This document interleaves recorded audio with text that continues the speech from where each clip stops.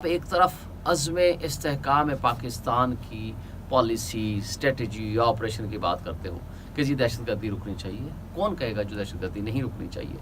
मगर आपकी जो इंटेलिजेंस एजेंसीज़ हैं जिनका काम है इस मुल्क की सिक्योरिटी को मजबूत करें, इस मुल्क के सरहदों की हिफाजत करें, आप उन इंटेलिजेंस एजेंसीज़ को लगा दिया है आपने या जेल में ऊपर या थानों के ऊपर या पीटीआई के वर्कर्स के ख़िलाफ़ मुकदमात करने के लिए या दहशतगर्दी के मुकदमात बनाने के लिए या चार दीवारी की पामाली करने के लिए या कभी सहाफ़ियों को उठाने के लिए या कभी आपने शायरों को उठाने के लिए अगर इस्तेमाल करेंगे तो पाकिस्तान के ये रिसोर्सेज हैं, ये मेरा और आपका पेट काट के हम उनको ये पैसे देते हैं और उन रिसोर्सेज को आपने इस तरह मिसयूज़ कर रहे हैं जिसके नतीजे में नुकसान क्या हो रहा है? नुकसान आपको ये हो रहा है कि आपका एक जो मौक़िफ़ है कि हम वाकई दहशतगर्दी रोकना चाहते हैं वो कमज़ोर हो रहा है। अडयाला जेल में इस वक्त जो अडयाला जेल की एडमिनिस्ट्रेशन को कंट्रोल कर रहा है वो ISI का कर्नल और मेजर कर रहा है। इससे ना सिर्फ सिविल एडमिनिस्ट्रेशन के अफेयर्स में ये इंटरफेरेंस है, ये वो मुदाखलत है जो मैं समझता हूँ कि पाकिस्तान की तारीख़ में कई दफ़ा ये हुई होगी, मगर जो आज हो रही है ये सबसे ज़्यादा है। इस वक्त जो उनके फंडामेंटल राइट्स, जो बुनियादी इंसानी हुकूक हैं, वो मुअत्तल हुए हैं। वो उसकी वाहिद वजह और मेन वजह, वाहिद तो मैं वजह नहीं कहूँगा, मेन वजह वो हमारी इंटेलिजेंस एजेंसीज़ की इंटरफेरेंस है। इस वक्त आपने देखा है पंजाब हुकूमत हो, हमारी इंटेलिजेंस एजेंसीज़ हों या फेडरल गवर्नमेंट हो, ये सारे के सारे मिली भगत करते हुए बदनीयती पे मबनी इमरान खान और पीटीआई के ख़िलाफ़ साजिशें करने में मसरूफ़ हैं। बदकिस्मती की बात यह है कि आप सहाफ़ी और हम वकील, जब हम अडयाला जेल किसी भी हवाले से अपनी प्रोफेशनल ड्यूटी करने जाते हैं, खा वो ट्रायल हो,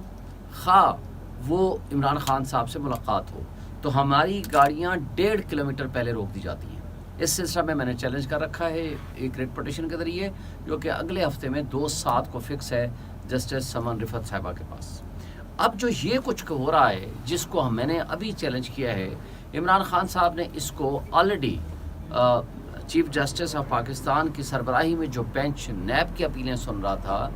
उस पे भी टेकअप किया और उनको रिक्वेस्ट की थी कि जनाब यहाँ पूरा कंट्रोल एक ISI का कर्नल साहब बैठ के कर रहा है।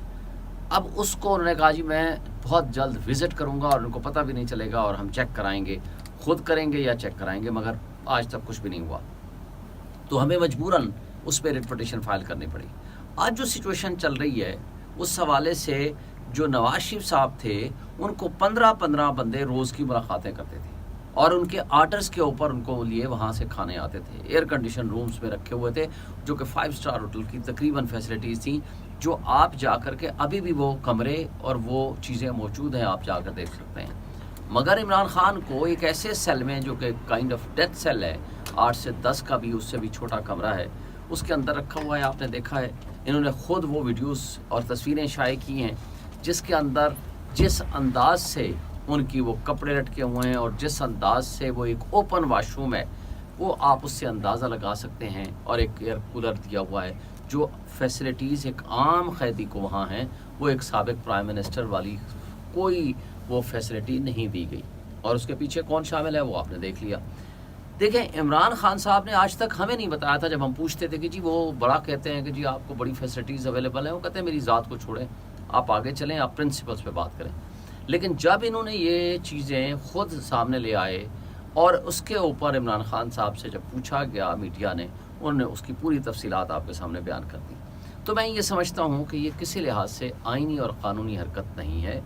अब मैं आपके सामने बैठा हूँ, 7वीं FIR मेरे ख़िलाफ़ दहशतगर्दी की काट दी गई है।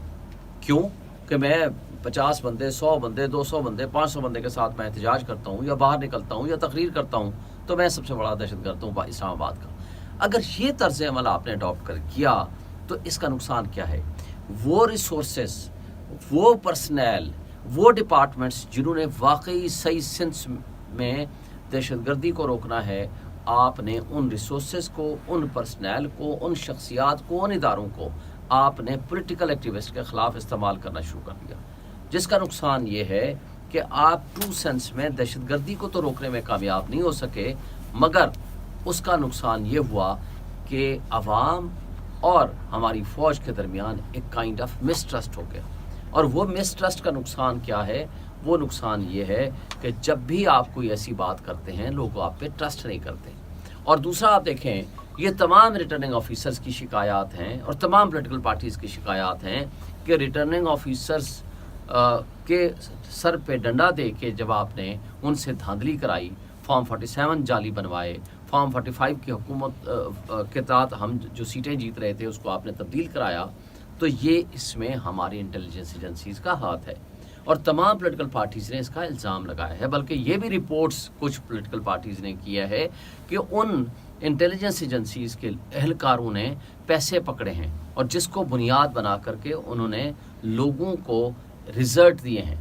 تو اس طریقے سے جب آپ مسٹرسٹ کریٹ کریں گے تو نہ کوئی آپریشن کامیاب ہو سکتا ہے، نہ کوئی آپ کی اسکیم کامیاب ہو سکتی ہے، کیونکہ ریاستی اداروں اور عوام کے درمیان جب تک ٹرسٹ کا رشتہ نہیں ہوگا، جب تک آپ اپنے لوگوں کے خلاف اس طرح کی غیر آئینی اور غیر قانونی حرکتیں نہیں چھوڑیں گے، جب تک آپ ججز کو پریشرائز کر کے عمران خان کے خلاف فیصلے لینا بند نہیں کریں گے، جب تک آپ ججز کے بیڈ رومز میں کیمرے لگانا بند نہیں کریں گے، جب تک آپ ججز کے خلاف ان سے فیصلے لینے کے لیے ان کے رشتہ داروں کو اٹھانا بند نہیں کریں گے، آپ اس ملک میں کسی لحاظ سے دہشت گردی کا مقابلہ نہیں کر سکتے، چونکہ قوم آپ کے اوپر ٹرسٹ نہیں کرتی، آپ کے اوپر اعتماد نہیں کرتی،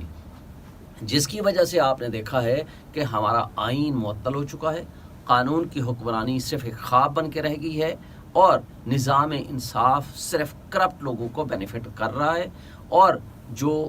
ٹرو سینس میں آنیسٹ لیڈرشپ ہے ان کے خلاف آپ جعلی مقدمات بنائے جا رہے ہیں، اور جمہوریت ایک تماشا، ڈھونگ اور ڈرامہ بن کے رہ گیا ہے۔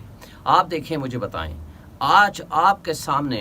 $1 بلین کی خاطر آپ پورا ملک جو ہے آپ کا بھیک مانگنے پہ مجبور ہو چکا ہے اور غریب آدمی کا جینا محال ہو گیا ہے، اور صرف ایک سکینڈل میں، گندم سکینڈل میں، وہ آپ کی اسٹیبلشمنٹ کے جو پسندیدہ لوگ ہیں، جس میں انوار کاکڑ ہو، جس میں محسن نقوی ہو، جس میں نواز شریف ہو، مریم نواز ہو، یہ سارے ملوث ہیں۔ آج تک گندم سکینڈل کے اوپر کوئی کاروائی نہیں ہوئی، کسی ادارے نے نہیں کی۔ پتہ چلا کہ جناب کوئی 2 ملازمین کو انہوں نے سسپینڈ کیا ہوا ہے۔ یہ ہے آپ کی بے ایمانی آپ کے اداروں کی۔ اس طریقے سے آپ ملک کو ترقی کی طرف نہیں لے کے جا سکتے۔ دوسرا آپ کے سامنے سکینڈل گزرا ہے، اس کو کوئی میڈیا بات ہی نہیں کرتا۔